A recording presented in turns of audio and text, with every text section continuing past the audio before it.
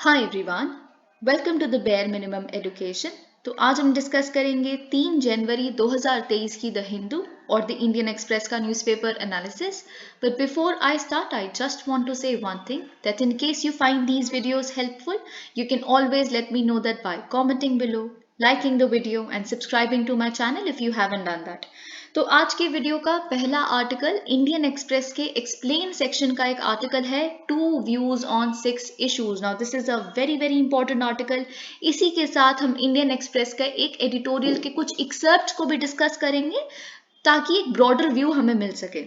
और देखिए, ये बहुत इंपॉर्टेंट आर्टिकल है, इसलिए नहीं कि हमें ये जानना है कि सुप्रीम कोर्ट की डीमोनेटाइजेशन पे क्या वर्डिक्ट आई है, वो हमें पता है, वो आपको कहीं पे भी मिल जाएगी। लेकिन हमें ये जानना है कि डिसेंटिंग व्यू और मेजॉरिटी व्यू कैसे अपने कंक्लूजन पे रीच किए। क्या इसमें इकोनॉमी इन्वॉल्व है, क्या इसमें प्रोपोर्शनैलिटी टेस्ट इन्वॉल्व है, क्या 4 पैरामीटर्स होते हैं प्रोपोर्शनैलिटी टेस्ट के, एंड ऑल ऑफ दैट। तो वहां पे हम एम्फेसिस देंगे।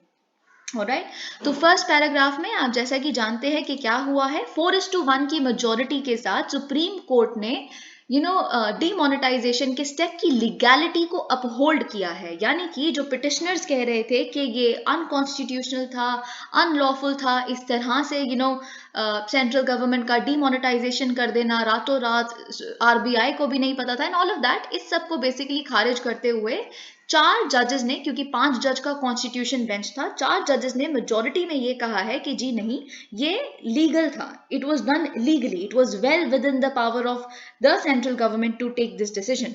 तो लेकिन जो डिसेंटिंग व्यू है, उन्होंने क्या कहा है, वो हमारे लिए बहुत इंपॉर्टेंट है। Alright, so as I read in the Supreme Court's majority opinion upholding the government's demonetization, देखिए एक और चीज before I move on further, जैसे आप जानते हैं कि सेपरेशन ऑफ पावर्स का एक कॉन्सेप्ट होता है। तो सेपरेशन ऑफ पावर्स क्या कहता है कि एक सरकार के, गवर्नमेंट के 3 प्रिंसिपल ऑर्गन्स होते हैं। एक होता है लेजिस्लेचर, एक होता है एग्जीक्यूटिव और तीसरा होता है judiciary.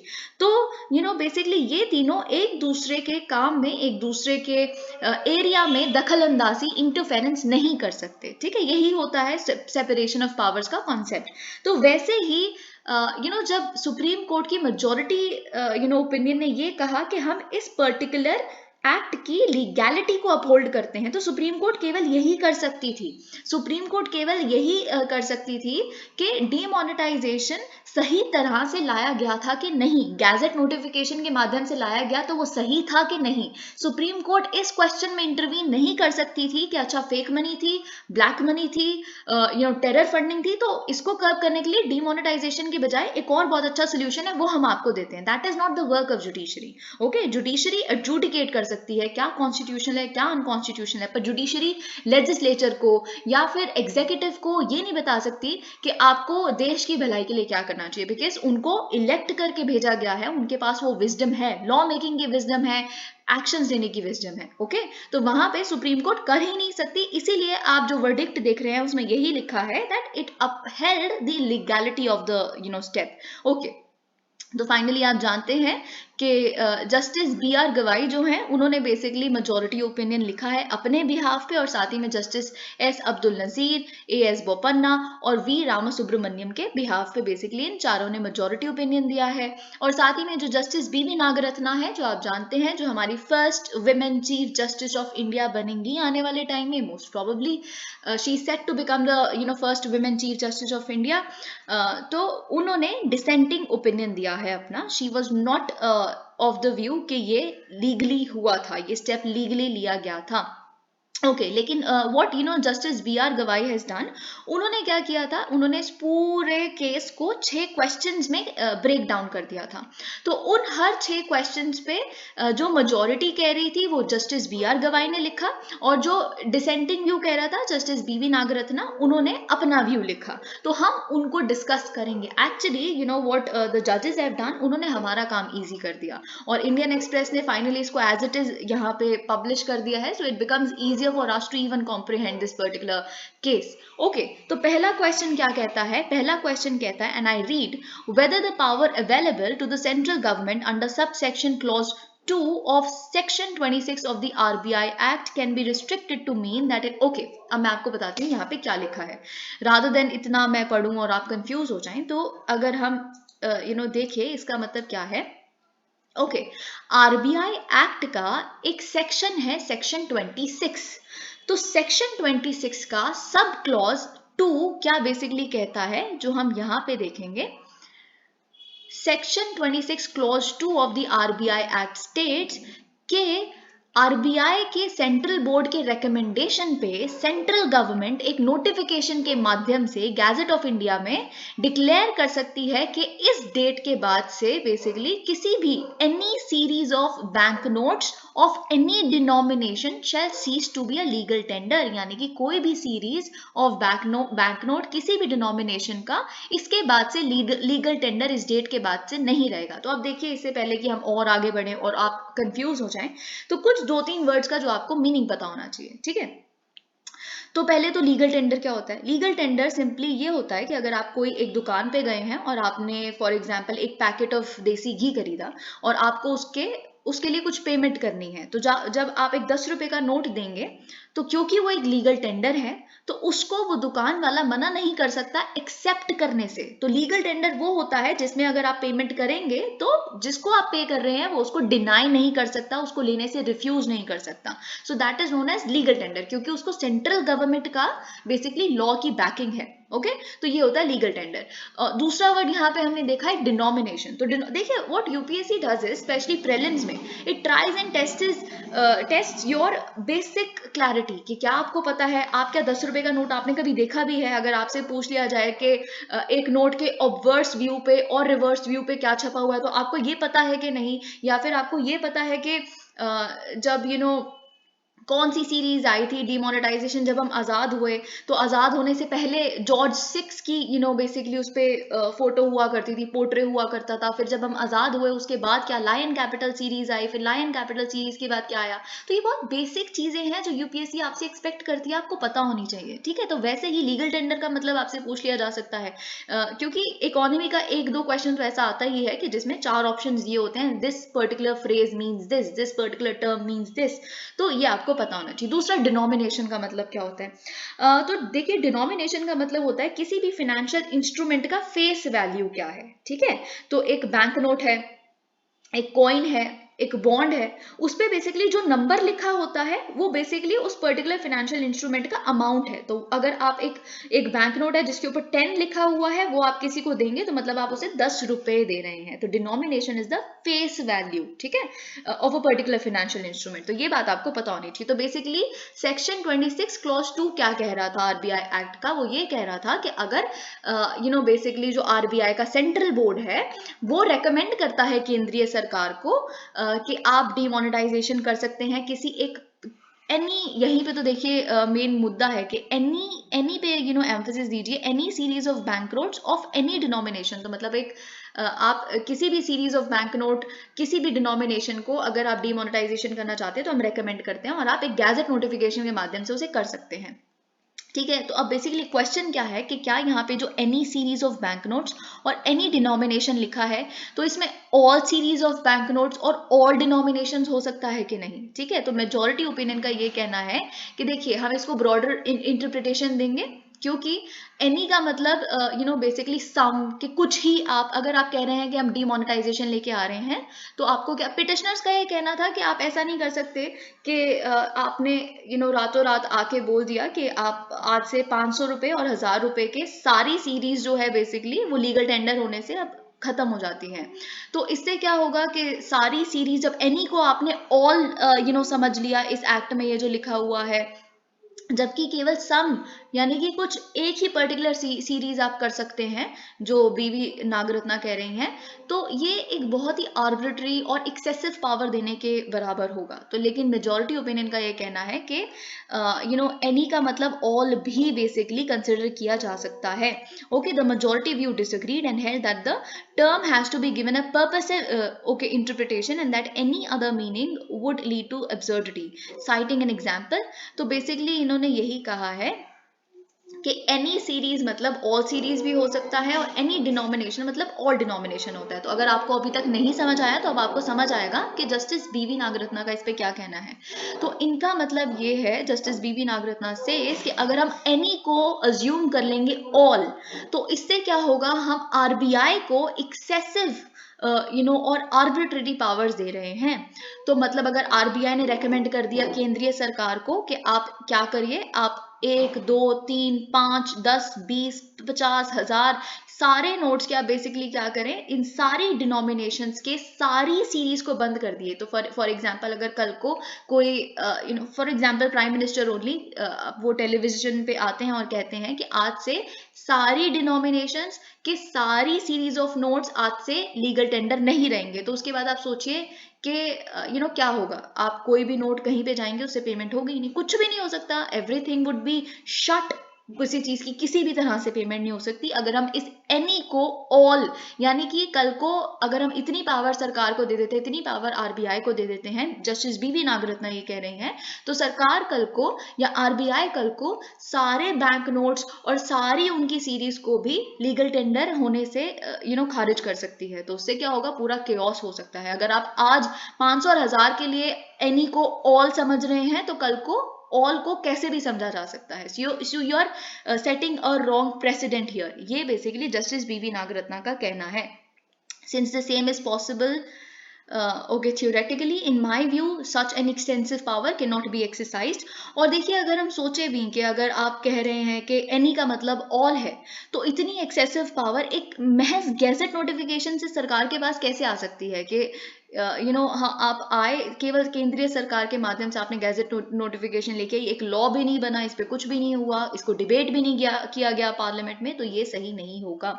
The same can only be, अब देखिए यहाँ पे इन्होंने वही कहा है जो पिटिशनर्स ने कहा था, the same can only be through a plenary legislation by way of an enactment through meaningful debate in parliament on the proposal of the central government। तो इनका ये कहना है कि जी हाँ हो सकता है, इस एनी का मतलब हम ऑल भी समझ सकते हैं, लेकिन उसके लिए एक लॉ लाना पड़ेगा, एक प्लानरी लेजिस्लेशन। प्लानरी मतलब एक प्रॉपर सब पार्टिसिपेट करें, जितने भी उस पार्लियामेंट के लोग हैं उसको डिबेट करें और फिर एक लॉ लाया जा सकता है। अब यहाँ पे ये चीज बहुत इंपॉर्टेंट हो जाती है पढ़नी, क्योंकि बीवी नागरत्ना जी ने कहा है कि प्लानरी लेजिस्लेशन के माध्यम से ये डिमोनेटाइजेशन हो सकती थी। तो यहाँ पे इट इज वेरी इंपॉर्टेंट, क्योंकि प्रीलिम्स में भी आपके पूछा जा सकता है।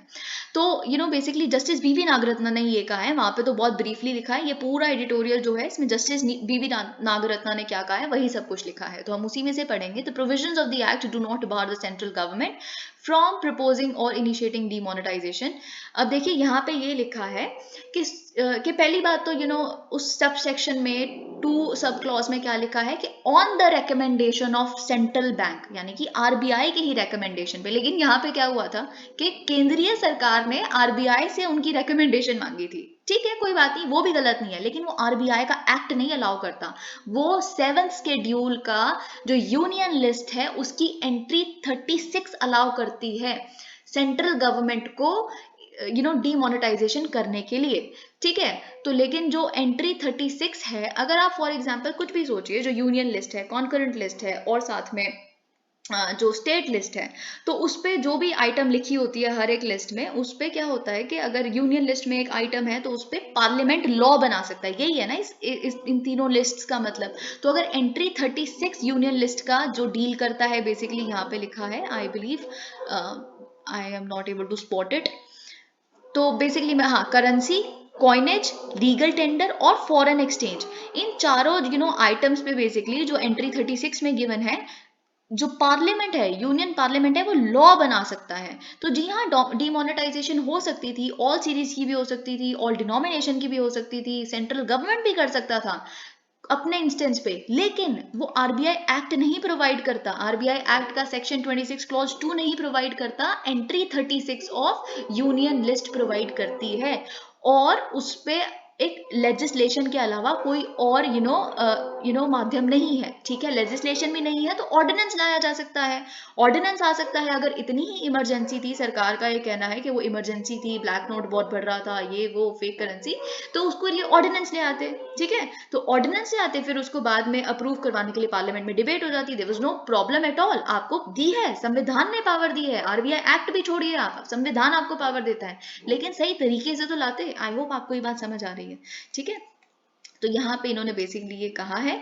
यहाँ पे आपके लिए यही इंपॉर्टेंट था, इससे पहले कि मैं आगे बढ़ूं, मैं आपको यही बता देती हूँ कि जस्टिस बीवी नागरत्ना ने यही बोला है कि डीमोनेटाइजेशन, इसमें कोई दो राहे नहीं है, कोई डाउट नहीं है, जैसा कि यहाँ पे लिखा है कि वो बिल्कुल वेल इंटेंशन था, वो देश की भलाई के लिए ही किया गया था।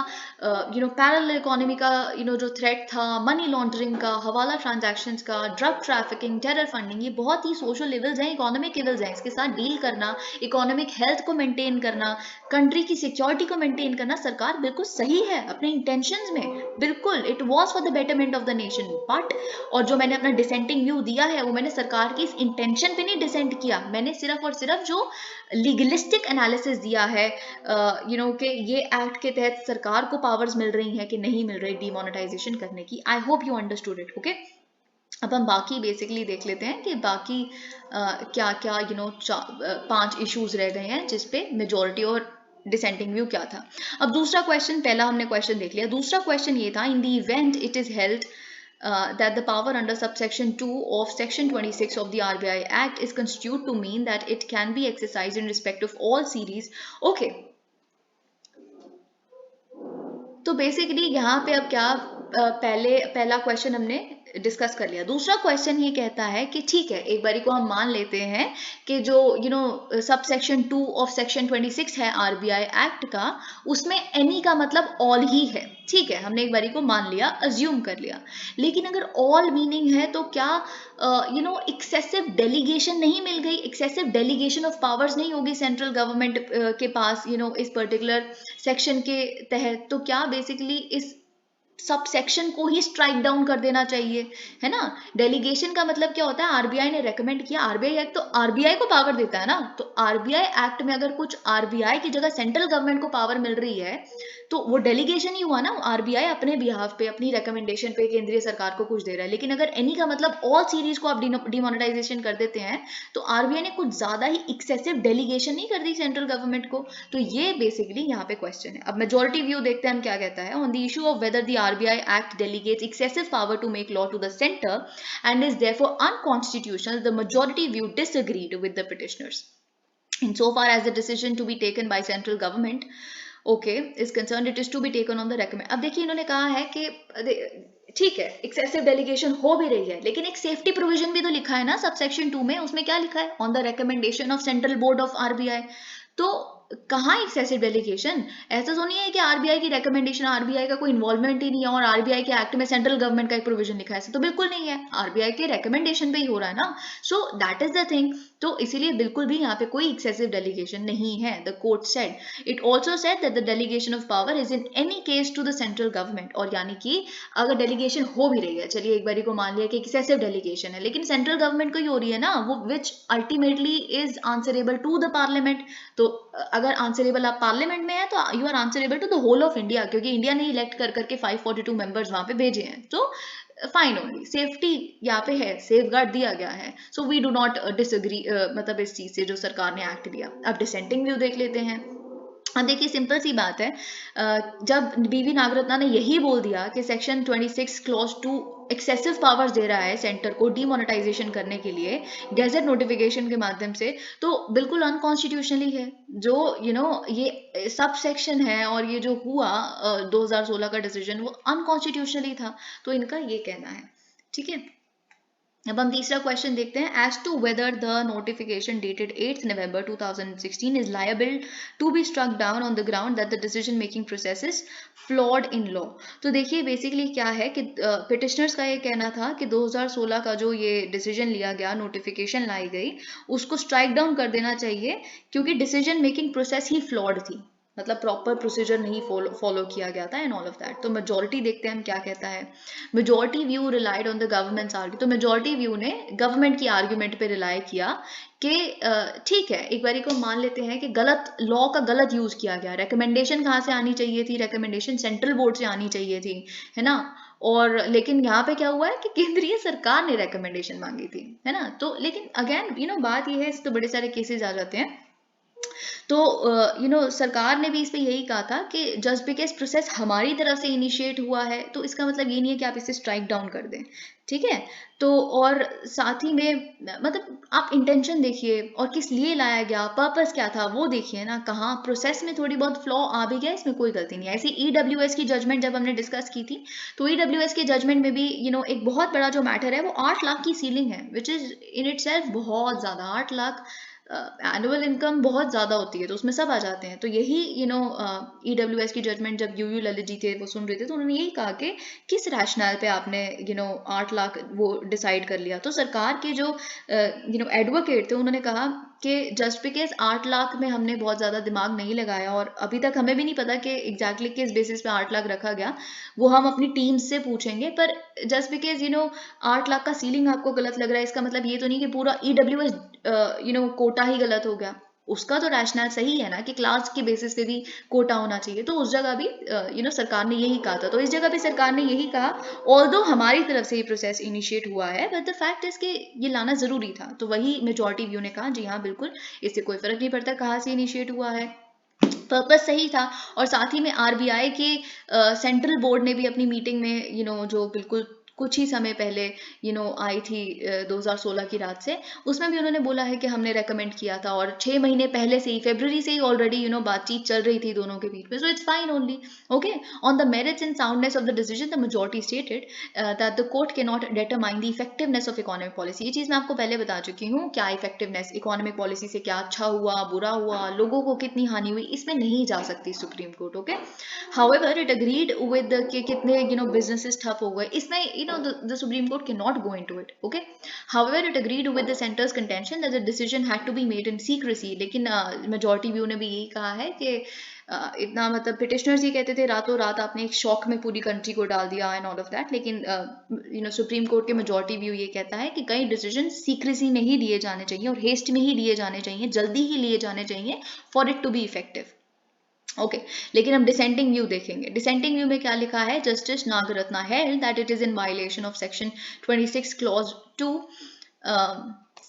RBI act that the recommendation for demonetisation. Okay तो इन्होंने कहा कि ठीक है, अगर आप सेक्शन 26 क्लॉज 2 को ही देखेंगे आरबीआई एक्ट का, तो ये तो बिल्कुल ही जो हुआ बिल्कुल वॉयलेट करता है इस सेक्शन को, क्योंकि वो क्या कहता है सेक्शन 26 का क्लॉज 2 के सेंट्रल बैंक यानी कि आरबीआई से रिकमेंडेशन आएगी और फिर शुरू होगा डिमोनेटाइजेशन का प्रोसेस। लेकिन यहाँ पे क्या हुआ है, शुरू ही सेंट्रल गवर्नमेंट से हुआ है। अब देखिए यहाँ ये बहुत इंपॉर्टेंट है, द यूज ऑफ वर्ड्स और phrases such as desired by the central government had recommended the withdrawal of. अब देखिए जो एफिडेविट सबमिट किया था सेंट्रल गवर्नमेंट ने डिमोनेटाइजेशन के केस में, उन्होंने बोला था उसमें लिखा हुआ है कि जो आरबीआई है उसने भी रेकमेंड किया, हमने जो उनसे ओपिनियन मांगा, मतलब as desired by the central government, हमने डिजायर किया आरबीआई का ओपिनियन, उन्होंने उसमें हमें भी रेकमेंड कर दिया। तो बेसिकली कहाँ से शुरू हो रहा है, सेंट्रल गवर्नमेंट से शुरू हो रहा है प्रोसेस, ठीक है। वो एफिडेविट में लिखा हुआ है, the government had recommended the withdrawal of legal tender of existing ₹500 and ₹1000 notes recommended has been obtained. Okay तो यही इन्होंने बोला कि इसीलिए मैं अग्री नहीं करती। तो इन्होंने देखिए बहुत इंपॉर्टेंट बात बोली है, इन्होंने वो चीज़ जो मैं आपको ऑलरेडी बता चुकी हूँ कि मतलब आपको अगर सेंटर की तरफ से आना था तो ऑर्डिनेंस क्यों नहीं लेके आए, अगर इतनी ही अर्जेंसी थी, सीक्रेसी थी और कहीं कहीं डिसीजन अर्जेंटली ही लेने चाहिए ताकि वो इफेक्टिव हो, fine good, but bring the ordinance in that case. जब अगस्त 2019 में जम्मू एंड कश्मीर का बेसिकली स्पेशल स्टेटस को स्ट्राइक डाउन करना था धारा 370 को, तो ऑर्डिनेंस आया ना, तो इसके लिए ऑर्डिनेंस क्यों नहीं आ सकता था। Okay, question 4 as to whether the notification dated 8th November 2016 is liable to be struck down applying the test of proportionality। अब ये बहुत इंपॉर्टेंट है कि जो 2016 का डिसीजन था उसको स्ट्राइक डाउन किया जा सकता है अगर हम उस पर प्रोपोर्शनैलिटी का टेस्ट अप्लाई करें तो, ठीक है। तो द मेजॉरिटी डिसीजन अप्लाइज। अब मेजॉरिटी डिसीजन ने 4 जो पैरामीटर्स होते हैं प्रोपोर्शनैलिटी टेस्ट को उसको अप्लाई किया। तो 4 पैरामीटर्स क्या होते हैं, ये आपके लिए याद रखना बहुत जरूरी है, ठीक है। क्या इंग्रेडिएंट्स होते हैं इस प्रोपोर्शनैलिटी टेस्ट के, पहला तो ये सेटिस्फाई होना बहुत जरूरी है कि जिस डिसीजन को लिया गया उसका एक लेजिटिमेट पर्पस था, ठीक है। दूसरा कि जो पर्पस था, जो बेसिकली आपने स्टेप लिया है, वो उस पर्पस के साथ एक रैशनल कनेक्शन है उसका, उस स्टेप को लेने से वो पर्पस सॉल्व हो जाएगा। ठीक है। तीसरा, नेसेसिटी, उस डिसीजन के लेने की बहुत ज्यादा जरूरत है। चौथा, whether the action taken is proportional और बैलेंस, यानी कि जो आपने एक्शन लिया है और जो नीड है दोनों बैलेंस्ड है। ऐसा नहीं, अगर मैं आपको एक एग्जांपल दूं, कि अगर एक छत्तीसगढ़ के एक छोटे से विलेज में कोई दिक्कत आ रही है, तो वो उस इंस्टेंस को वहां पे डील किया जा सकता है, पर्सनल डिप्लॉय किए जा सकते हैं छत्तीसगढ़ के उस विलेज में, लेकिन पार्लियामेंट क्या करती है, इमरजेंसी लगा देती है। तो क्या हुआ, वो अनबैलेंस्ड है, प्रोपोर्शनल नहीं है। छोटी सी दिक्कत थी, उसको कितने बड़े मेजर से सॉल्व किया गया, तो बैलेंस होना चाहिए। ठीक है। तो ये हम देखते हैं कि क्या चारों चीजें डिमोनेटाइजेशन 2016 की इसे बेसिकली फुलफिल कर पाई थी कि नहीं। The majority verdict states that curbing fake currency, तो देखिए पर्पस, पहली बात तो पर्पस पे हो जाती है कि लेजिटिमेट पर्पस था। तो मेजॉरिटी वर्डिक्ट ने ये कहा है कि फेक करेंसी, ब्लैक मनी और टेरर फंडिंग, यही तीनों थी ना, जो सोशल लेवल स्टेट किए गए थे हमारे पीएम द्वारा, तो वही इन्होंने कहा है कि लेजिटिमेट इंटरेस्ट था स्टेट का, और इसका रैश, तो दोनों पॉइंट फुलफिल हो गए। रैशनल कनेक्शन भी था डिमोनेटाइजेशन करके, क्योंकि यही बेसिकली फेक नोट्स थे 500 और 1000 के सबसे ज्यादा। ठीक है। और इन्हीं का अचानक से बहुत ज्यादा, ऑब्वियसली बड़े डिनोमिनेशन से ही टेरर फंडिंग हो सकती है, ऑल्दो एक क्रिटिसिज्म ये भी है कि 2000 का नोट तो और भी बड़ा है, बट नॉनदलेस उन्होंने कहा कि रैशनल नेक्सस भी है, यानी कि ये पर्पस उसको सॉल्व भी कर रहा था। ओके। अब थर्ड एस्पेक्ट क्या होता है, थर्ड एस्पेक्ट होता है नेसेसिटी का, क्या जरूरत थी। Third aspect, the court has to determine if the decision was necessary and there was no alternative measures। अब कोर्ट को ये देखना है कि क्या यही वाला डिसीजन लेना नेसेसरी था, क्या कुछ और नहीं लिया जा सकता था जो लेसर डिग्री ऑफ हार्म करता सिटीजन्स को। तो यहाँ पे कोर्ट ने कहा है, देखिए ये तो एक्सपर्ट्स को पता होगा ना, आरबीआई है इस जगह एक्सपर्ट, तो आरबीआई ने जब रिकमेंडेशन दी थी, तो हम कौन होते हैं बोलने वाले कि यही डिसीजन सही था और ये जरूरी था, नेसेसरी था। और फोर्थ एस्पेक्ट क्या है कि प्रोपोर्शनल था कि नहीं डिसीजन, व्हाट प्रोपोर्शनल था कि नहीं। तो इस पे बेसिकली कोर्ट ने कहा है कि प्रोपोर्शनल तो हम देखेंगे ना कि इसके अलावा और क्या किया जा सकता था, क्या ऑल्टरनेट मेजर लिया जा सकता था जो लेसर डिग्री ऑफ लिमिटेशन लगाता है। ये तो it is very difficult to define, हमें पता ही नहीं ऑप्शन जो कह सकते हैं, इस पे हम कैसे जाएं। ठीक है। तो डिसेंटिंग व्यू में जस्टिस नागरत्ना ने कहा है that since she had already held the demonetisation, इन्होंने तो पहले ही बोल दिया डिमोनेटाइजेशन का डिसीजन ही अनलॉफुल था, तो ये क्वेश्चन तो आंसर करने की जरूरत ही नहीं है। ओके। कि प्रोपोर्शनैलिटी थी या नहीं थी, आरबीआई के एक्ट का वो आपको इतना डेलीगेट करता ही नहीं है पावर, तो आपने कैसे कर दिया। वीवी नागरत्ना जी का बस इतना सा कहना है। पांचवा question, as to whether the period provided for exchange of notes. Okay.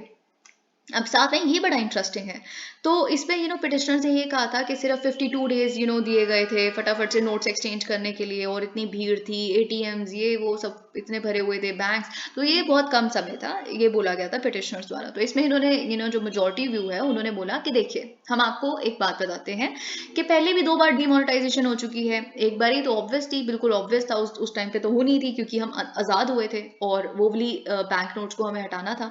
तो एक और चीज़ मैं आपको बता देती हूँ, आपके प्रीलिम्स के पर्सपेक्टिव से इंपॉर्टेंट हो सकती है, कि जब हम आज़ाद हुए उस समय पे जो नोट्स थे उसमें जॉर्ज 6 के बेसिकली पोर्ट्रेट लगा हुआ था उन नोट्स पे। ठीक है। और फिर जब तब डिमोनेटाइजेशन हुई, तब भी एक लॉ लाया गया है ना पार्लियामेंट में, और उसके माध्यम से डिमोनेटाइजेशन हुई।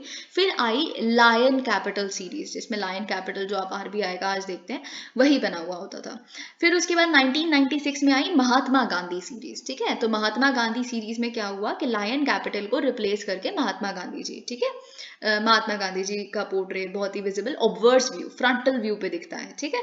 फिर उसके बाद 1996 हमने बात कर ली, फिर एक तीसरी जो सीरीज आप पढ़ते हैं वो है महात्मा गांधी न्यू सीरीज। ये कब आई है, 2016 की बारी आई है, जो आप नए नए वाइब्रेंट कलर्स वाले नोट देखते हैं ना, पर्पल ग्रीन इस तरह के, वो महात्मा गांधी न्यू सीरीज है जो 2016 में आई है। तो उसमें क्या हुआ है कि महात्मा गांधी जी तो है ही, पर उसके जो बेसिकली रिवर्स साइड है उस पर स्वच्छ भारत अभियान का भी एक एलिमेंट है। ठीक है। तो ये बेसिकली आपको पता होना चाहिए। आए तो इन्होंने बोला कि देखिए जब 1978 में, एक तो आज़ादी के टाइम पे हुई थी और एक हुई थी इंदिरा गांधी जी के टाइम पे, तो जो 1978 वाली जो बेसिकली डिमोनेटाइजेशन हुई थी, where okay well I doubt Indira Gandhi ji के टाइम पे, तब तो मोरारजी, खैर 1978 के टाइम पे हुई थी, where a 3 day period was provided. अब देखिए इसमें जब 3 ही दिन दिए गए थे एक्सचेंज करने के लिए डीमोनेटाइज्ड नोट्स को, तो फिर आप सोचिए 3 दिन को और 52 डेज को कंपेयर कीजिए, तो 52 डेज तो बहुत ज़्यादा है। तो ये चीज़ इन्होंने बोला, और ये 3 दिन जब दिया गया था इसको एक कॉन्स्टिट्यूशन बेंच ऑफ कोर्ट ने अपहोल्ड भी किया था, ठीक है। तो ये बेसिकली यहाँ पे स्टेट किया गया है। Okay, we fail to understand as to how the set period. Okay, dissenting view, since the dissent has already held the demonetisation decision unlawful, तो इन्होंने इस क्वेश्चन को आंसर ही नहीं किया। अब हम लास्ट क्वेश्चन देख लेते हैं, as to whether the RBI has independent power under sub section 2 of section 4। Okay okay, तो यहाँ पे बेसिकली क्या हुआ था, जब 52 डेज खत्म हो गए थे तो कुछ समय और एक्सटेंड किया गया था आरबीआई द्वारा, कि कहीं लोग आरबीआई ने कहा था कि कहीं लोग बाहर रह रहे थे जब डिमोनेटाइजेशन हुआ, बाहर घूमने गए हुए थे फॉर एग्जांपल, फिर वो वापस आए, तो 52 डेज इनफ नहीं थे, तो कहीं तरह की कैटेगरीज के लिए उसे एक्सटेंड भी किया गया था।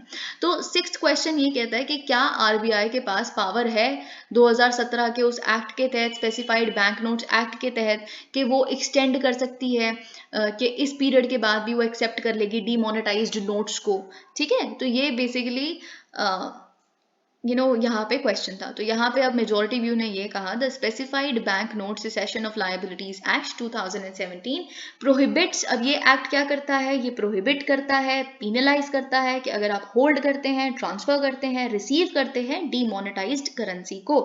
लेकिन however some earlier notifications allowed a grace period for certain individuals।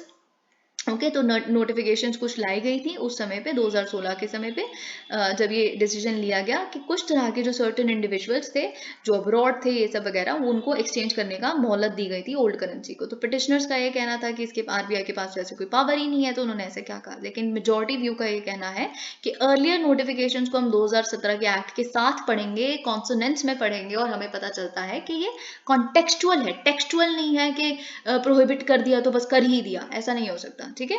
तो ये, लेकिन ऑफ कोर्स डिसेंटिंग व्यू ने इस पे भी यही बोला कि मैं पहले ही अनलॉफुल बोल चुकी हूँ, इस बात पे जाने का कोई मतलब नहीं बनता। Okay, now this is a very very important article. ये आर्टिकल बेसिकली आप जानते हैं कि ऑलरेडी जिस तरह के इंटरस्टेट डिस्प्यूट्स बहुत ज़्यादा इम्पॉर्टेंट है तो उसमें हम ऑलरेडी देख चुके हैं कि कैसे असम के जो नॉर्थ ईस्ट की सबसे बड़ी स्टेट है, उसकी जो बेसिकली हर किसी के साथ, मिजोरम के साथ, मणिपुर के साथ, नागालैंड के साथ कोई ना कोई एक इंटरस्टेट बाउंड्री डिस्प्यूट है। फिर उसके बाद देखिए क्वेश्चन आएगा ही आएगा इंटरस्टेट बाउंड्री डिस्प्यूट्स के ऊपर, ठीक है। तो आप बहुत अच्छा मटेरियल प्रिपेयर करके जाइए कि क्या बेसिकली इंटरस्टेट बाउंड्री डिस्प्यूट्स किस तरह के ऑलरेडी एग्जिस्ट करते हैं, और क्या हम ऑलरेडी डिस्कस कर चुके हैं इंटरस्टेट डिस्प्यूट। इंटरस्टेट काउंसिल जो है आर्टिकल 263 प्रोवाइड करता है, जोनल काउंसिल क्या होती है, और क्या क्या हुआ जा सकता है, ये सब कुछ आप प्रिपेयर करके जाइए। लेकिन उसमें देखिए असम का हमने डिस्कस कर लिया, फिर बेलगावी इशू जो महाराष्ट्र और कर्नाटका के बीच में चल रहा है वो लिखेंगे। फिर उसके बाद आपको याद होगा, ये इनके बारे में तो सबको पता है, लेकिन अगर कुछ इस तरह का क्वेश्चन आ गया कि जिसमें आपको मैप बनाने के लिए कि कहाँ कहाँ पे टर्फ्स हैं, तो आप क्या करेंगे, नॉर्थ ईस्ट बनाएंगे, एक ही मैप पे बना सकते हैं। फिर आप बेलगावी महाराष्ट्र कर्नाटका वाला एरिया, फिर आप महाराष्ट्र और आपको याद होगा तेलंगाना के बीच में मैंने रिसेंटली आपको एक डिस्प्यूट बताया था कि वहाँ पे जो चंद्रपुर डिस्ट्रिक्ट है वो जो बेसिकली तेलंगाना उसे अपना मानती है, महाराष्ट्र उसे अपना मानती है, वहाँ पे दो राशन कार्ड है वहाँ के लोगों के पास, तो दोनों के लाभ मिलते हैं, दोनों की स्कीम्स के, महाराष्ट्र के भी और तेलंगाना की भी। ऑल्दो वो बहुत ज़्यादा अट्रैक्टेड है तेलंगाना की तरफ, क्योंकि ऋतु बंधु, दलित बंधु, इस तरह की जो स्कीम्स हैं वो उन्हें काफ़ी अट्रैक्टिव लगती हैं। ओके, तो तेलंगाना चाहती है कि चंद्रपुर डिस्ट्रिक्ट के वो जो विलेजेस हैं उसको फुल फ्लेज्ड तरीके से तेलंगाना में इंक्लूड कर दिया जाए। तो हम 3-4 ये डिस्प्यूट्स देख चुके हैं। अब यहाँ पे और साथ ही में इंटरस्टेट रिवर वाटर डिस्प्यूट्स जो हैं, जो केरल और तमिलनाडु के बीच में मुल्लापेरियर डैम है, नर्मदा इशू, ये सब कुछ आप दिखा सकते हैं, ठीक है। तो बेसिकली यहाँ पे हमें एक और चीज़ पता चलती है कि आंध्र प्रदेश और उड़ीसा के बीच में बेसिकली भी एक हाँ, so one thing I was about to tell you is कि वो मुरारजी देसाई जी के टाइम पे था 1978 पे, जब डिमोनेटाइजेशन हुई थी, बिकॉज 1977 के टाइम पे तो इमरजेंसी लिफ्ट की गई थी, so I just got confused there, I am really sorry about that. Odisha to fly officers to disputed Kotia region for reviewing project. तो क्या हुआ है कि जो आपको जब अपने एग्जाम में आप लिख रहे हैं तो एग्जाम्पल्स लिखते हुए, मैप बनाते हुए आप ओडिशा और आंध्र प्रदेश के बीच में कोटिया रीजन दिखा सकते हैं, जो डिस्प्यूट में है काफी सालों से, 50 साल से भी ज्यादा इसको समय हो गया है। तो अभी क्या है, जो नवीन पटनायक जी की सरकार है, उन्होंने एक प्रपोजल बेसिकली रखा है कि हम जो जॉइंट सेक्रेटरी से ऊपर रैंक के जो ऑफिसर्स हैं, अब उनको हम कोटिया लेके जाएंगे, एक ऐसी टेरिटरी जो दोनों क्लेम करते हैं, उड़ीसा और आंध्र प्रदेश, ताकि वो रिव्यू कर सके कि क्या प्रोग्रेस हुई है डेवलपमेंट एक्टिविटीज पे वहाँ पे, ठीक है। तो वैसे ही उड़ीसा के सदर्न एरिया में आता है as far as I, okay, so हम देखेंगे अभी वैसे यहाँ की इसकी ज्योग्राफी भी देखेंगे। Okay, the General Administration Department has been asked to initiate measures to enable flights. Okay, this we have. लेकिन हमें इस जगह ये important नहीं है कि वहाँ पे ऑफिसर्स को भेजा जा रहा है, आपको बस डिस्प्यूट देखना है कि डिस्प्यूट है क्या। Okay, with both Orissa and Andhra Pradesh claiming their jurisdictional authority over the villages, तो जो भी कोटिया ग्राम पंचायत के अंदर जितने भी विलेजेस आते हैं, उस पर दोनों ही स्टेट्स अपना अपना जुरिस्डिक्शन क्लेम करती है। तो बेसिकली कोटिया रीजन है कहाँ, कोरापुत डिस्ट्रिक्ट जो है, बेसिकली कोरापुत डिस्ट्रिक्ट उड़ीसा का, वहाँ पे लाई करता है उसी के अंदर। The Patnaik government has announced a special package to ensure that the border villages located in hilly terrain are connected. तो basically what the Odisha government is doing, it is doing a lot for Kotia region. Okay, बहुत सारे schools, anganwadi centers, बहुत सारी roads, all weather roads, सारे कोटिया reason के जितने भी सब रीजन है उसको कनेक्ट करने के लिए वहाँ पे आई थिंक एक एक हाँ हेलीपैड भी एस्टैब्लिश कर दिया गया है। So a lot has been done by the Orissa government, Naveen Patnaik ji की सरकार के द्वारा, ठीक है। तो इसीलिए उड़ीसा क्लेम्स के we are doing a lot, है ना, we are developing the region so much, so and people love us, so it should be rightfully ours only. While Odisha is focusing on massive infrastructure development, welfare schemes and education, neighboring Andhra Pradesh is reaching out to the villages by giving monetary. अब आंध्र प्रदेश भी कुछ करेगा, of course Andhra Pradesh जब claim करता है तो कुछ तो भलाई के लिए करता होगा। तो आंध्र प्रदेश क्या करते हैं कि ओल्ड एज पेंशन, स्कॉलरशिप्स वहाँ के स्टूडेंट्स के लिए, हेल्थ बेनिफिट्स, ऐसे करके बेसिकली वहाँ पे उनका प्रेजेंस है आंध्र प्रदेश का, ठीक है। जैसे कि यहाँ पे लिखा है, the territorial dispute between Orissa and Andhra Pradesh is over 5 decades old, the two states have challenge. और ऐसा नहीं है 50 सालों से है, तो जब बेलगावी का इशू, महाजन कमीशन बैठ गई बेलगावी के इशू को सॉल्व करने के लिए, फिर उसके बाद सुप्रीम कोर्ट में भी पेंडिंग है, तो इन्होंने भी तो कुछ किया होगा, इन्होंने भी लीगल डिस्प्यूट लड़ा होगा। तो जी हाँ, बिल्कुल लड़ा है। The two states have challenged each others administrative control over court and supreme court, जिन्होंने बेसिकली सुप्रीम कोर्ट ने स्टेटस क्वो के जैसा है अभी वैसा ही चलने दीजिए, 1968 में भी कहा, फिर 2006 में भी उन्होंने कहा कि स्टेटस क्वो जैसा है वैसे अभी चलने दीजिए।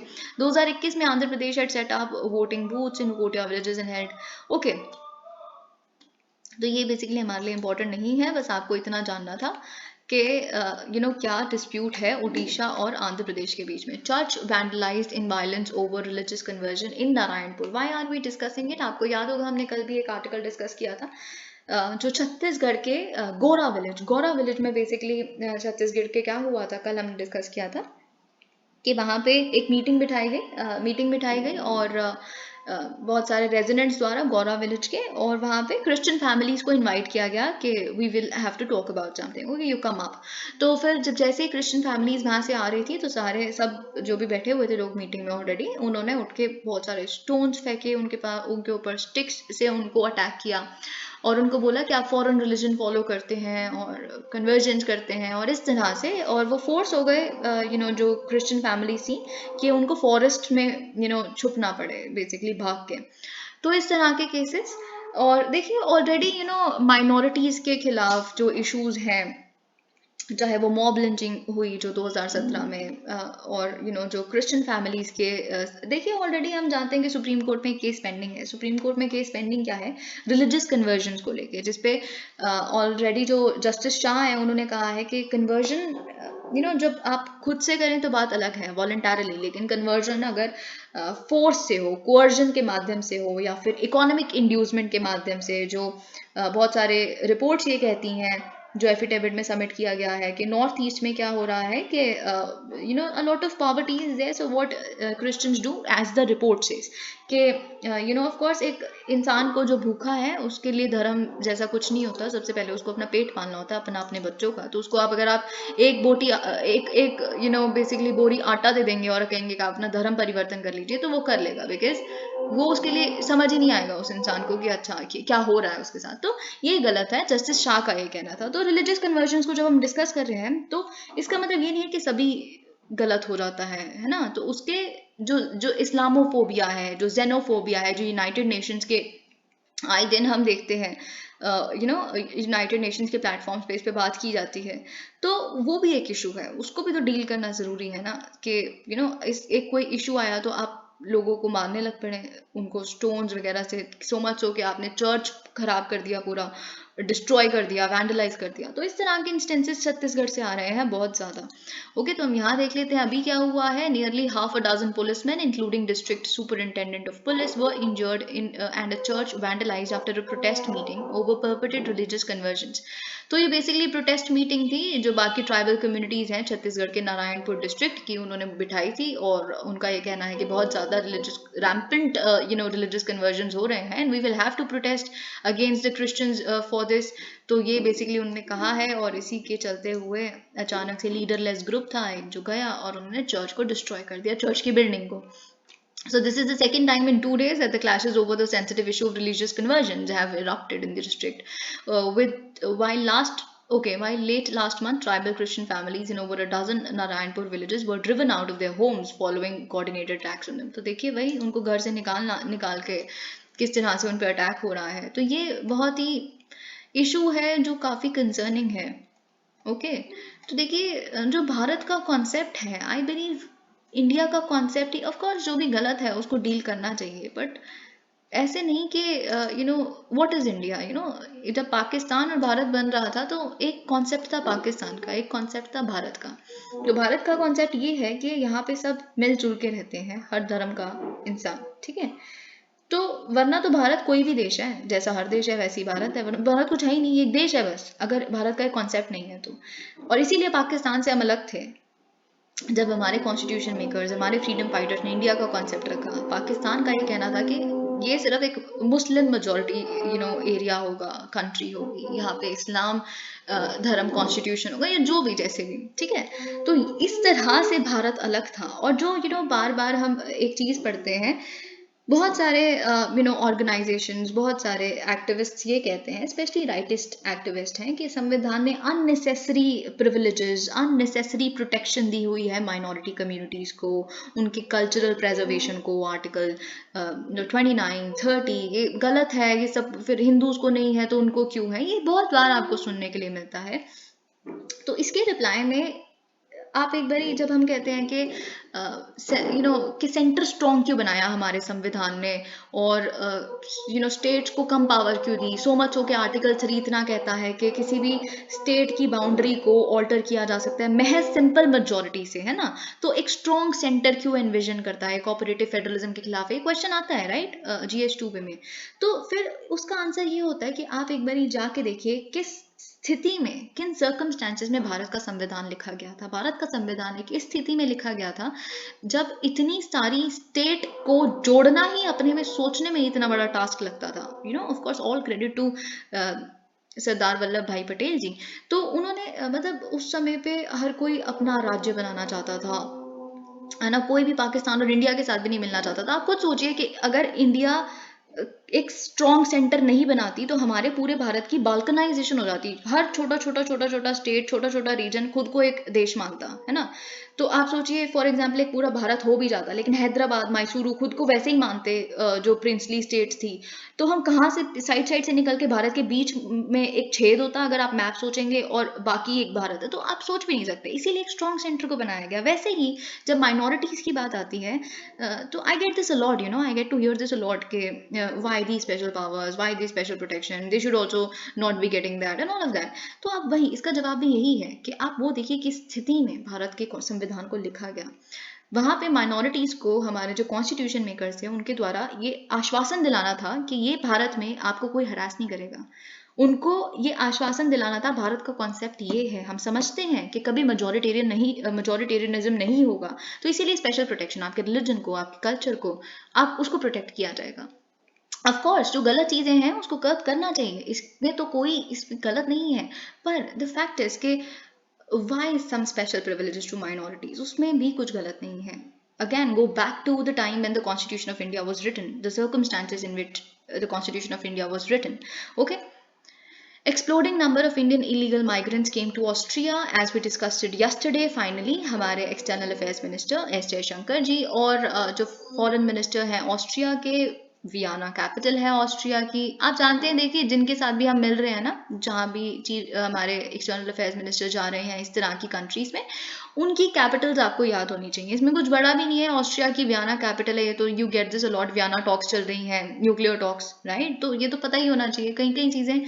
ठीक है, जिनीवा कहाँ पे है, नीदरलैंड हेग, किसकी वो है, ये तो बहुत बेसिक चीजें हैं। ठीक है, तो फाइनली क्या हुआ है, जो comprehensive migration and mobility partnership agreement है वो साइन हो गई है। ठीक है, तो 2022 इनके मिनिस्टर ने कहा है ऑस्ट्रिया के कि एक एक्सप्लोडिंग नंबर ऑफ इंडियंस आए थे ऑस्ट्रिया के बॉर्डर्स में इलीगल माइग्रेंट के रूप में, तो जो बिल्कुल ही गलत था, हमारी कंट्री के लिए बहुत ही सिग्निफिकेंट है कि हम ये इस तरह के अग्रीमेंट भारत के साथ साइन करते, and we are happy we could do it finally. ठीक है, तो इन्होंने बोला है कि साथ ही में इन्होंने बोला है कि हमें माइग्रेशन से दिक्कत नहीं है, ऑस्ट्रिया के ये मिनिस्टर ने कहा है migration is good, we want that, in fact ये कंट्रीज तो चाहती ही हैं, यूरोपियन कंट्रीज, आप फिनलैंड देख लीजिए, आप बाकी सेंट्रल यूरोपियन कंट्रीज देख लीजिए, they want migration because there is a severe shortage of labour there, skilled labour. Okay, so we have engineers, we have scientists, we have nurses, so they want labor but legally, not illegally. Okay, तो ये इनका ये कहना है, क्योंकि फिर illegal migrants उनको एक रिसोर्स बर्डन आ जाता है, तो यही इन्होंने कहा है। तो इस कॉम्प्रिहेंसिव एग्रीमेंट में क्या बेसिकली साइन हुआ है कि गवर्नमेंट ऑफ इंडिया क्या करेगी, कोई भी इलीगल माइग्रेंट होता है जो प्रॉपर डॉक्यूमेंट्स वेरिफिकेशन वगैरह जिसकी हो ही नहीं पा रही और पता चल रहा है कि इलीगल माध्यम से आया है, तो उसको बेसिकली इंडिया को वापस लेना पड़ेगा। लेकिन उसके बदले में ऑस्ट्रिया को भी एक चीज़ करनी है, उनको वीज़ा रजीम ईज करना पड़ेगा भारतीय स्टूडेंट्स, स्कॉलर्स और स्किल्ड वर्कर्स के लिए। तो ये गिव एंड टेक एक रिलेशन है। Okay, Jan's fear that a sacred hill will be defiled by tourism plans. Now, this is again very important. Why is it important? जो statutory bodies हैं या फिर जो कॉन्स्टिट्यूशनल बॉडीज हैं, national commission for scheduled tribes, national commission for scheduled caste, national commission for minorities, आप उसमें बहुत ही घिसा पिटा वही आंसर, ये समन कर सकते हैं, सिविल कोर्ट की इनके पास पावर्स हैं, एविडेंस मंगवा सकते हैं, रिकमेंडेटरी नेचर है, ये वही लिखेंगे, और चैलेंजेस में क्या लिख देंगे, अंडर स्टाफिंग है, अंडर मैनिंग है, रिकमेंडेटरी नेचर है, टीथलेस है, एंड ऑल ऑफ दैट। ठीक है, लेकिन डायनामिज्म क्या है ये भी तो पता होना चाहिए। वाई, अगर देखिए GS2 में आप कोई भी क्वेश्चन देखते हैं ना, तो उसका एक बैकग्राउंड है, recent background. If you get a question on vice president जो इस साल आया है, तो वाइस प्रेसिडेंट हमारे नियुक्त हुए हैं जगदीप धनखड़ जी, इसीलिए वाइस प्रेसिडेंट के इलेक्टोरल प्रोसीजर पे क्वेश्चन आया है। ठीक है, तो if you get a question on से National Commission for Women in a year, then something must have been done. तो जब नेशनल कमीशन ऑफ विमेन पे क्वेश्चन आया था रिसेंटली, तो उस समय पे नेशनल कमीशन फॉर विमेन की जो चीफ थी, उन्होंने कुछ बहुत कॉन्ट्रोवर्शियल कह दिया था, जो विमेन के ही आप कह सकते हैं डिग्निटी के खिलाफ था, कि भारतीय जो विमेन है उन्हें स्कर्ट्स नहीं पहननी चाहिए, it goes against our culture and all of that, तो वो बहुत controversial था, तो इसीलिए क्वेश्चन आया। तो again, if you say get a question on National Commission for Minorities, of course a lot of the things are there जो minorities से related हो रही हैं recently। ठीक है, तो उसमें अगर National Commission for Minorities में एग्जाम्पल आप क्या लिखेंगे, आप ये लिख सकते हैं जो हम अभी यहाँ पे पढ़ेंगे। ठीक है, माइनॉरिटी तो आप जानते हैं, आई बिलीव, अगर देखिए प्रीलिम्स में एक क्वेश्चन आता है कि कॉन्स्टिट्यूशन ऑफ इंडिया किस तरह के माइनॉरिटीज को रिकॉग्नाइज करता है, तो केवल दो तरह की माइनॉरिटीज, एक रिलीजियस, दूसरी लिंग्विस्टिक।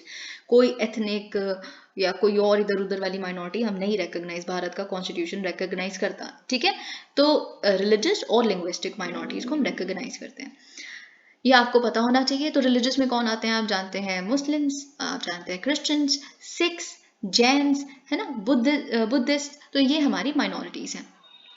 तो यहाँ पे हम बेसिकली जैन माइनॉरिटी की बात कर रहे हैं। ठीक है, ऑल्दो अगेन इन कॉन्स्टिट्यूशन जो जैन्स हैं, सिख्स हैं, बुद्धिस्ट हैं, इनको हिंदुइज्म के अंडर ही कंसिडर किया गया है, but of course they are the minorities, we get that data separately कि कितने परसेंट है, और बहुत ही कम परसेंटेज में है मेजोरिटी के अगर हम कंपेयर करेंगे, तो इसीलिए हम ये आर्टिकल डिस्कस कर रहे हैं। लीडर्स अगेन ये आपके लिए जैनिज्म बुद्धिज्म के पर्सपेक्टिव से भी एक और एग्जाम्पल आपको यहाँ मिलता है, क्योंकि ये जो 23rd तीर्थंकरा है उनसे रिलेटेड है। Okay, leaders of many faiths have joined hands to save a hill that the Jain community considers sacred. देखिए बेसिकली क्या हो रहा है, एक बहुत ही प्रोटेस्ट हो रही है जो जैन कम्युनिटी है उनके द्वारा, चाहे वो झारखंड के बेसिकली जैन्स हैं, कर्नाटका के, मध्य प्रदेश के, दिल्ली के, तो पीसफुल प्रोटेस्ट हो रही है, नॉट अ वायलेंट वन। तो प्रोटेस्ट क्यों हो रही है, क्योंकि झारखंड की सरकार ने क्या डिसीजन लिया है कि बेसिकली जो शिखर जी है, यानी कि एक एरिया है, एक सेक्रेड एरिया है, कहाँ पे, पार्श्वनाथ पर्वत पे, ठीक है, एक हिल पे झारखंड की, जो बेसिकली अभी तक तो एक पिलग्रिमेज का प्लेस है, एक रिलीजियस प्लेस है, एक होली प्लेस है, लेकिन उसको एक रिलीजियस टूरिस्ट डेस्टिनेशन बनाने की बात हो रही है। वहां पे सोचिए अब कितना, आप सोच सकते हैं इको टूरिज्म या किसी भी टूरिज्म अगर बना दिया गया पारसनाथ पर्वत को, तो वहाँ का सब चेंज ही हो जाएगा। वहाँ पे अभी सिर्फ जैन्स रह रहे हैं और कंप्लीटली एक अलग तरह का रिलीजियस एटमॉस्फेयर है, then people would pour in and वो सैंक्टिटी डिस्टर्ब हो जाएगी, जो इतने सारे टेम्पल्स हैं उस रीजन में, उस हिल पे बसे हुए हैं। ओके, तो ये बेसिकली जैन्स इसीलिए प्रोटेस्ट कर रहे हैं, और केवल जैन्स ही नहीं, इनको आप यहाँ देख सकते हैं, आप जानते हैं मिस्टर ओवैसी, असादुद्दीन ओवैसी की जो पार्टी है AIMIM, इन्होंने भी ट्वीट किया है, सिंस उनकी पार्टी भी एक माइनॉरिटी पार्टी है, तो उन्होंने भी अपना सपोर्ट दिखाया है कि झारखंड गवर्नमेंट को ये डिसीजन वापस ले लेना चाहिए। कांग्रेस लीडर शशि थरूर ने भी कहा है कि जैन कम्युनिटी के सेंटिमेंट्स को रिस्पेक्ट किया जाना चाहिए और शिखर जी को रिलीजियस प्लेस ही डिक्लेयर कर देना चाहिए। तो ये आप देख सकते हैं विश्व हिंदू परिषद ने भी एक्सटेंड किया है, तो the protest is getting support from all the rungs. Okay, तो यही बेसिकली हो रहा है। तो अब हम देख लेते हैं इंपॉर्टेंट क्यों है आपके लिए। तो Shikhar ji known locally stand 1350 meters tall, तो इतनी हाइट है इस पर्वत की। Okay, and is one of the most important pilgrimage sites for the Jains. It is believed that 20 of the 24 Tirthankaras enlightened beings attained moksha here.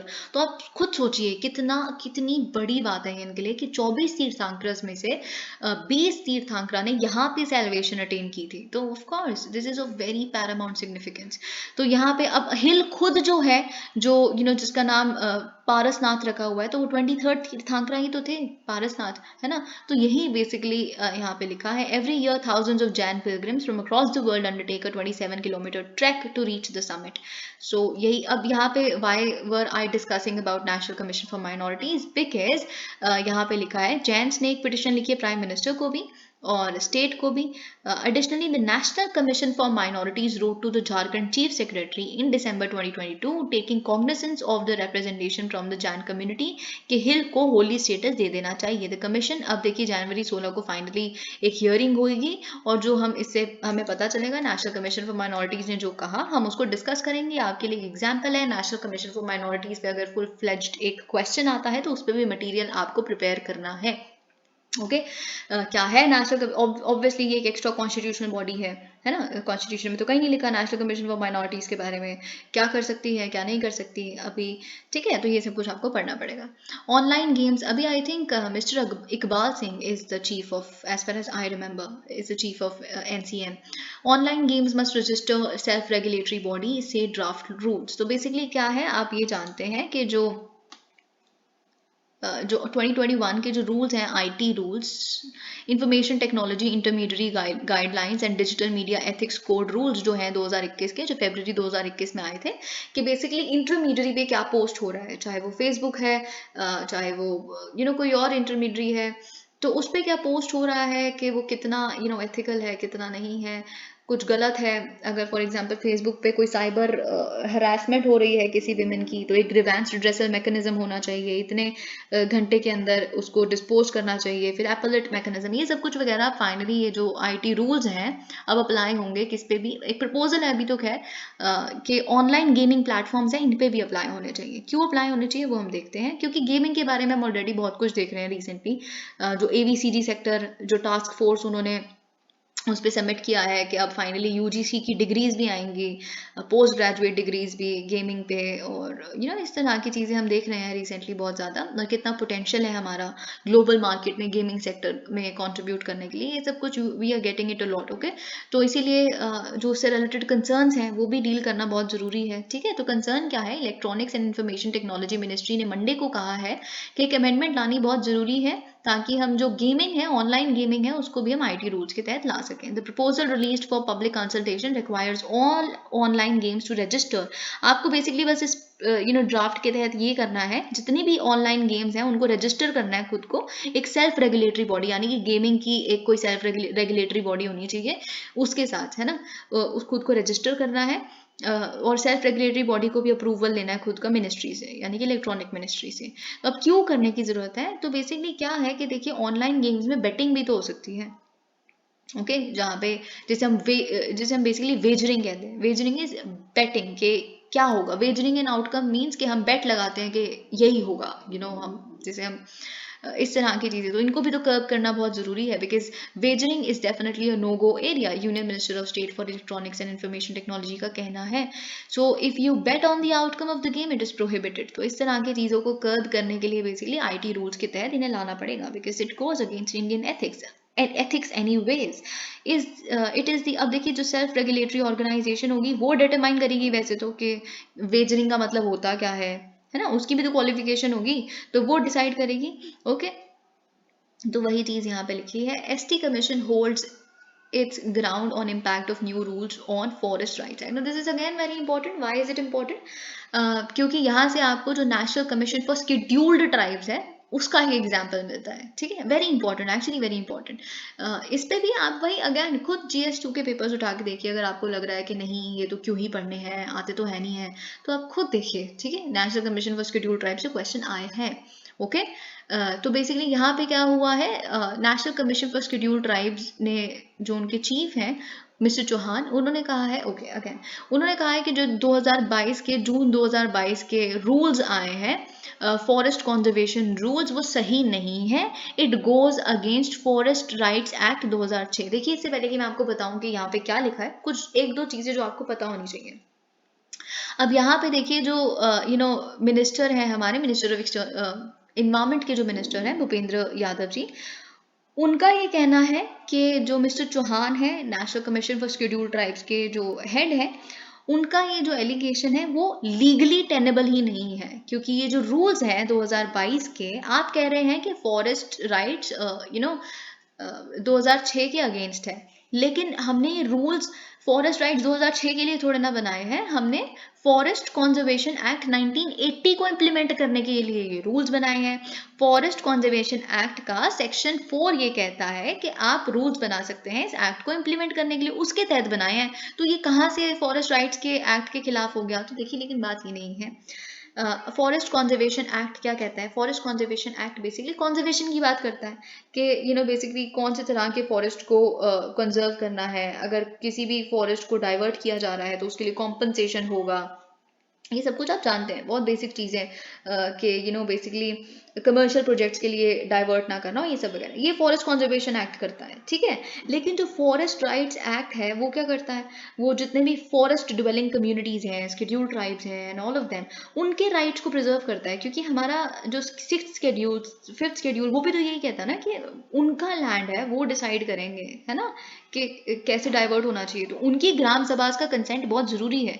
लेकिन ये जो rules हैं वो क्या कर रहे हैं 2022 के, ये बेसिकली जो अगर कोई भी प्रोजेक्ट है, वो प्रोजेक्ट क्या होगा, उस प्रोजेक्ट को basically I will tell you for any forest land beyond 5 hectare, अगर 5 हेक्टेयर से ज़्यादा है वो एक पर्टिकुलर फॉरेस्ट लैंड, ठीक है, तो उसको डाइवर्ट करना है, हमें एक होटल बनाना है, एक रिजॉर्ट बनाना है, वहाँ पे डैम कंस्ट्रक्ट करना है, तो उसको अप्रूवल चाहिए सेंट्रल गवर्नमेंट से, अगर 5 हेक्टेयर से ज़्यादा का लैंड है। ठीक है, लेकिन सेंट्रल गवर्नमेंट क्या करती है, फॉरेस्ट एडवाइजरी कमेटी बनाती है और उसकी एडवाइजरी पे बेसिकली अप्रूवल देती है कि सही है कि नहीं है। ठीक है, तो फिर बेसिकली वो फॉरेस्ट एडवाइजरी कमेटी इसको स्क्रूटनाइज करती है कि सही है कि नहीं है, तो फिर वो सेंटर को बता देती है कि जी हाँ आप अप्रूवल दे दें।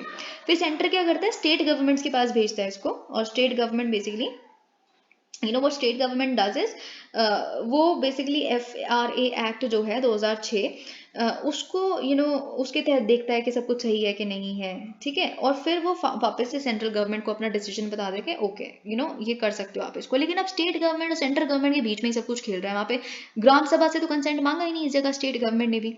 तो ग्राम सभा का जो इससे पिछले वाले रूल्स थे उसमें ग्राम सभा का मेंशन था 2003 के जो रूल्स थे, लेकिन अभी जो 2022 के रूल्स हैं उसमें ग्राम सभा के कंसेंट की बात ही नहीं की गई, ग्राम सभा का मेंशन ही नहीं है।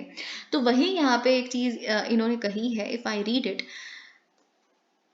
ओके, तो इन्होंने कहा है कि मिस्टर चौहान का कहना है, हर्ष चौहान जी का जो पैनल के चेयरपर्सन है, कि कोई बात नहीं, इन्वायरमेंट मिनिस्ट्री का कोई भी मुझे आगे कह देगा कि ये रूल सही है और आप इसमें कुछ नहीं कह सकते, मैं तब भी डिसमिस करूंगा, मेरा स्टैंड तब भी सेम ही रहेगा, क्योंकि ये मेरा और वही तो national commission for schedule tribes का काम है ना, कि अगर कोई लॉ वायलेटिव है शेड्यूल ट्राइब्स के किसी भी राइट का, तो वहीं पे तो आपको इंटरवीन करना है ना, तो वही इन्होंने कहा है कि हम कर रहे हैं, ठीक है।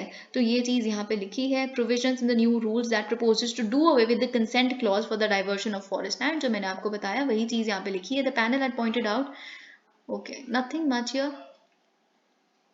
ये चीज आप देखिए जो इसका टेक्स्ट है, अब यहाँ पे इन्होंने कहा है कि देखिए 2009 से 2018 के बीच में ऑलरेडी बहुत सारी वायलेशंस हो गई है। जब सरकार की तरफ से एकदम फ्री हैंड मिल जाएगा कि कंसेंट की जरूरत ही नहीं है, तो कितना ज्यादा वायलेशन और बढ़ जाएगा। तो वही चीज यहाँ पे रिइटरेट की गई है। Thank you so much, please like the video.